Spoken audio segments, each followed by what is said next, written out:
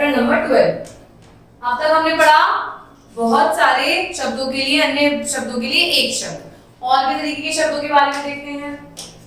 शब्दों को जोड़ें। मुख्यतः हम मेल खाते दो शब्दों को एक जैसे नहीं पढ़ते, बिल्कुल जैसे कि दिन और रात। बहुत सारे शब्द ऐसे होते हैं जो एक जैसे नहीं पढ़ते, जबकि हम इस शब्द को कुछ इस प्रकार भी लिख सकते हैं, दिन रात। बिल्कुल हमें जरूरी नहीं है कि दिन और रात लिखिए, हम दिन डैश और रात भी लिख सकते हैं, मतलब तो सेम ही रहेगा। ऐसे शब्दों को ही शब्दों के जोड़े कहते हैं। इन शब्दों को ही हम क्या कहते हैं? शब्दों के जोड़े, क्योंकि दो शब्द एक साथ यूज होते हैं, इसीलिए हम क्या कहते हैं? शब्दों के जोड़े। ऐसे ही भिन्न भिन्न प्रकार के कुछ शब्द नीचे दिए गए हैं, इन्हें ध्यान से पढ़िए। जैसे कि एक जैसे शब्द देखिए कैसे हैं एक जैसे शब्द। कभी कभी, धीरे धीरे, आते आते, ये तो ऐसे शब्द है ना जो आप नॉर्मल भी यूज करते हैं, तो ये शब्दों के जोड़े कहलाते हैं।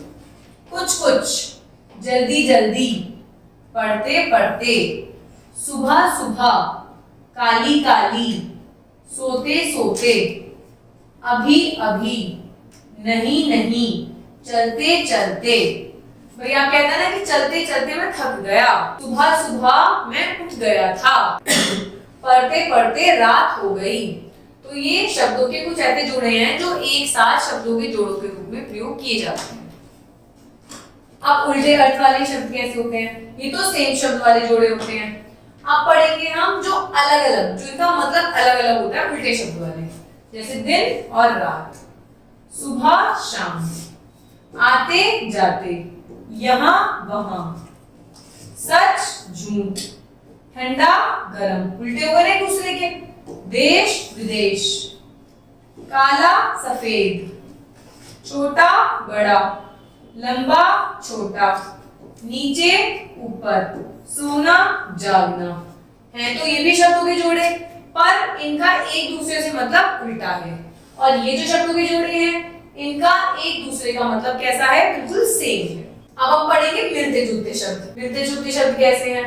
उलट पलट, उछलना कूदना, एक जैसे हैं। घास पात, धूल मिट्टी, चमक दमक, भाग दौड़। तो ये कैसे शब्द हो गए? हैं तो ये भी शब्दों के जोड़े, पर इनका एक दूसरे का मतलब नॉर्मली सेम है। तो हमने कैसे पढ़े बेटा? तीन तरीके के पढ़े हमने। पहले पढ़े शब्दों के जोड़े हमने एक जैसे, जिनका दोनों का मतलब क्या होता है? सेम होता है। फिर हमने पढ़े उल्टे, जिनका मतलब अलग अलग होता है। फिर हमने पढ़े ऐसे जिनका मतलब तो सेम होता है, पर उनको अलग अलग शब्दों में बता दिया जाता है। तो इस तरीके से शब्दों के अनेक रूप होते हैं जिनको हम अपने वाक्यों में उपयोग कर सकते हैं। Thank you.